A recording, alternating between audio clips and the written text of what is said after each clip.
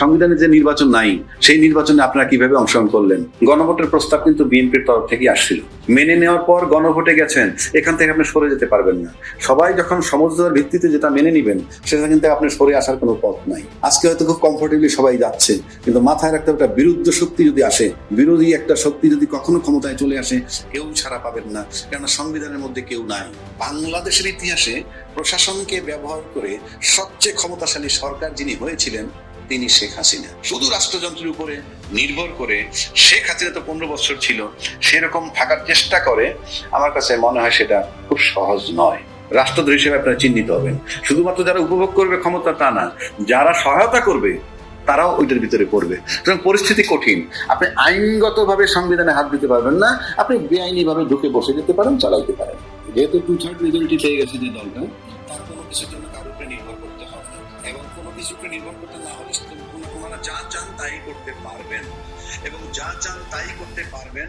এর ভিত্তিতে যা চান তাই করেন, তার পরিণতি আমরা অতীতে যেটা দেখছি ভালো কখনো হয়নি। এই সংস্কারগুলোর ক্ষতি হয় কার? এখানে আপনাকে আগে যেতে হবে। এই সংস্কার হলে আভ্যন্তরীণ ব্যাপার, এই সংস্কারের সাথে পৃথিবীর কোনো সম্পর্ক নাই, এটা আমার রাষ্ট্রের ব্যাপার। কিন্তু এই সংস্কার হলে দেশের কোনো ক্ষতি নাই, এই সংস্কারে সাধারণ জনগণের কোনো ক্ষতি নাই, এই সংস্কার হইলে বিরোধী দলের কোনো ক্ষতি নাই, এই সংস্কার হলে এখন আওয়ামী লীগ যারা আছে বাইরে তাদের কথা বলে লাভ নাই। ক্ষতি হবে কার? সংস্কার হলে এত যদি আধিপত্য ক্ষমতার সংবিধানে যে ক্ষমতাটা যেভাবে আছে কক্ষিগত করা, সেইখান থেকে ক্ষমতাটা কক্ষিগত থাকবে না, পাওয়ারটা ভাগ হয়ে যাবে। প্রধানমন্ত্রী দুইবারে বেশি হতে পারবেন না। একই ব্যক্তি প্রধানমন্ত্রী এবং দলনেতা এবং দলপ্রধান তিনটে একসাথে হতে পারবেন না। এই বিষয়গুলি সংস্কার আছে। আলটিমেটলি যে ক্ষতিগ্রস্ত হয় দল, দলের ব্যক্তিগণ।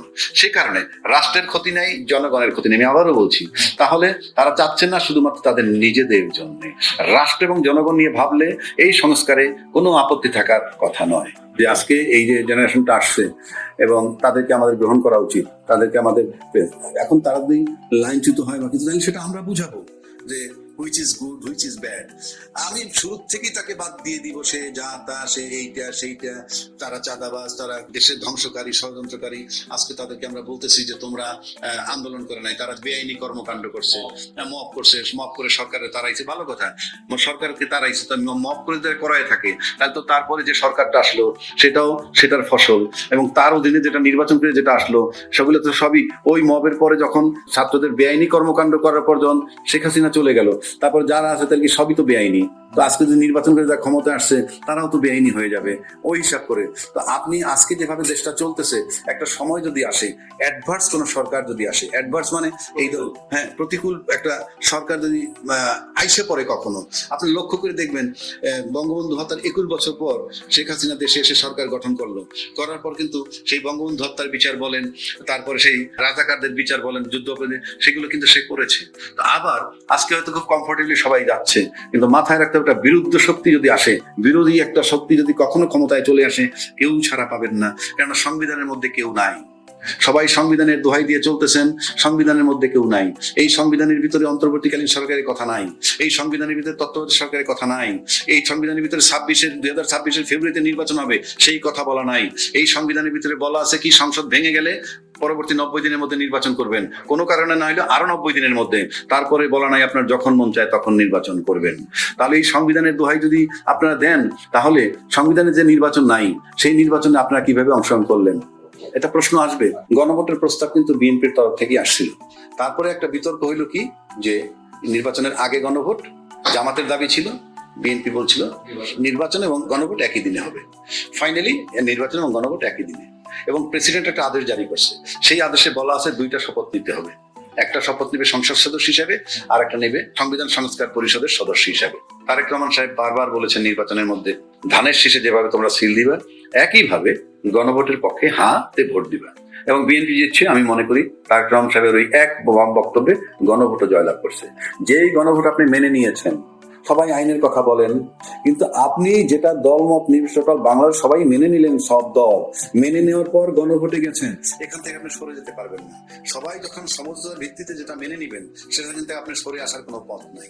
আর যদি বলেন যে দুইবার, এখন একটা কথা আসছে, দুইবার শপথ তো রাষ্ট্রপতি যে ডাইরেকশনটা দিচ্ছে তার ভিতরে আছে।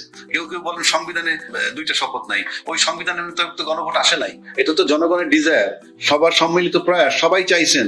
রাজনৈতিক দলগুলো 8 মাস স্ট্রাগল করেও যখন সমাধানে আসতে পারেন নাই, তখন এটা গণভোটে গেছে, এবং গণভোটে যাওয়ার পর এখানে আসে। এখান থেকে আপনি সরে যাবার পথ নাই। এখন যদি আপনি সরে যান, আপনি 2/3 মেজরিটি নিয়ে যারা ক্ষমতায় আসছেন, তারা যদি ভাবেন আমি মানলাম না, মানলেন না, নো ম্যাটার। বাংলাদেশে তো নতুন কিছু না। বাংলাদেশে এরকম এমন হইতে যে নতুন না, এটা পুরনো, এরকম অতীতে হয়েছে। আপনি মানবেন না, মানবেন না। আপনি জনগণের প্রতিশ্রুতি দিচ্ছেন যে এটা গণভোটে যাবে, জয়যুক্ত হলে মেনে নিবেন। প্রতিশ্রুতি যদি না মানেন, না মানবেন। কিন্তু প্রশ্ন হচ্ছে, যদি এই প্রতিশ্রুতি আপনি না মানেন, তার যে কনসিকুয়েন্স কি হবে সেটা সময় বলবে। যেহেতু 2/3 মেজরিটি পেয়ে গেছে যে দলটা, তার কোনো কিছুর জন্য কারোর উপরে নির্ভর করতে হবে না, এবং কোনো কিছুর উপরে নির্ভর করতে না হলে ওনারা যা চান তাই করতে পারবেন। এবং যা চান তাই করতে পারবেন, এর ভিত্তিতে যদি যা চান তাই করেন, তার পরিণতি আমরা অতীতে যেটা দেখছি ভালো কখনো হয়নি। জামাত এবং এনসিপি তারা যে এগারো যোগ করছে, এখানে একটা জিনিস লক্ষণীয় যে বিরোধী দল হিসেবে তারা জামাত কিন্তু আপনার সিঙ্গেল মানে নিজেরা শুধু নির্বাচন করে মাত্র 3টা সিট পেয়েছিল, আর জোটে গিয়ে বিএনপির সাথে একবার 14টা একবার 18টা পেয়েছে। 3টা সিট পেয়ে যে জামাত পাইতো, তারা 68টা সিট পেয়েছে। এটা অলমোস্ট প্রায় 23 গুণ। এটা কিন্তু বিশাল ডেভেলপমেন্ট। যে রেকর্ড আছে যে প্রায় 12 থেকে 15টা সিটে 70 ভোট থেকে 85 ভোট এই ব্যবধানে হারছে, এবং তাদের ভোট কাস্টিং এর ভোট পেয়েছে 31%। এই 31% ভোটার জামাতকে যারা দিতে, তারা সবাই জামাত করে, সেটা আমি যদি নাও বলি, বা ভিতরে শাসন ব্যবস্থা দেখে সেটা নিয়ে তারা হয়তো থেকে একটা সত্যি দেখতে চেয়েছিল। ক্ষমতা আসতে পারলে সেটা ভিন্ন কথা, তা মানে এত ভোট তাদের পাওয়ার কথা নয়। এখন যারা ভোট দিতে আশাবাদী করে, সেই ভোটারগুলো কিন্তু সারা মানসিকভাবে তাদের সাথে উঠবে। আমাদের এবার বিরোধীরা কিন্তু রাষ্ট্রীয়ভাবে বিরাট কম থাকছে ভোটারদেরকে নিয়ে বিরোধী করে। সুতরাং তার মধ্যে চিন্তা করতে সেইটা যে আমরা পার্লামেন্টে শুরু করবো আমাদের যাত্রা, আমাদের বিতর্ক। পার্লামেন্টে বিতর্ক শুরু করবে, এবং গণতান্ত্রিক দেশ হিসেবে আমি আশা করি পার্লামেন্ট থেকে বিতর্ক শুরু হওয়া কঠিন ভাবে, এবং তারা একটা বলছে যে তারা শ্যাডো গভর্নমেন্ট করবে, এবং শ্যাডো গভর্নমেন্টে আপনি ভালোই জানেন প্রতিটা মন্ত্রণালয়ের সাথে কাউন্টার একটা মন্ত্রী, একজন সরকার হিসেবে মন্ত্রী, আর এই শ্যাডো গভর্নমেন্ট প্রত্যেকটা দপ্তরের খবর সে নিতে পারবে, নিয়ে সেখানে যদি বিতর্ক শুরু করে পার্লামেন্টে, ভালো। যদি এই বিতর্কের মধ্যে থেকে গণতান্ত্রিক চর্চা চলতে থাকে, ভালো। আর যদি 2/3 মেজরিটি পাওয়ার কারণে সবাইকে উপেক্ষা করে, আলটিমেটলি উপেক্ষা করতে থাকে, তাহলে আমরা অতীত সরকারের সাথে পার্থক্য দেখবো না। যদি এটা করেন, কিন্তু আমরা চাই না সেই ঘটনাটা পুনরাবৃত্তি হোক।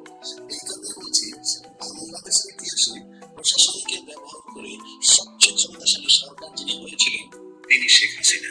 এত কঠিন ভাবে মানে সমস্ত সরকারি রাষ্ট্রীয় অর্গানকে ব্যবহার করে সরকারি পরিচালনা করা ওনার চেয়ে শক্তিশালী কেউ এ পর্যন্ত হয় নাই। 2 নম্বর, তখন প্রশাসনকে সে এনশিওর করছে এইরকম যে আমি তোমাদের টপে আছি, আমি তোমাদের আশ্বস্ত করছি। এইভাবে পুলিশকে ব্যবহার করতে পারতেছে, পুলিশ ডাইরেক্ট তার সাথে যোগাযোগ ছিল।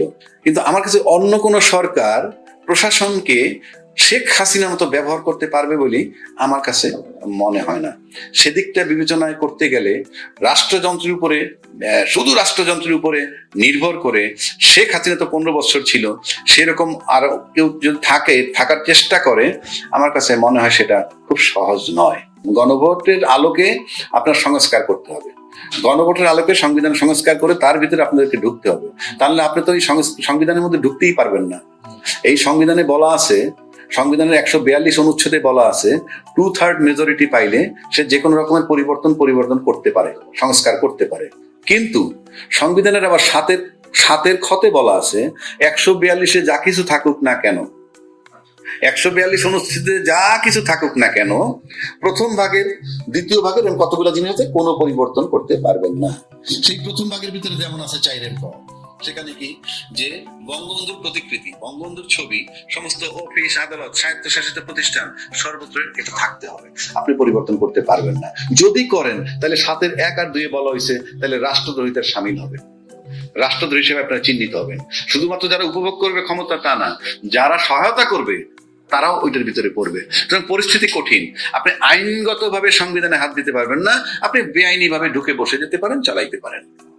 আইনগতভাবে আপনি সংবিধান এমন ভাবে করা, এটা যদি আপনি এই গণভোটের আলোকে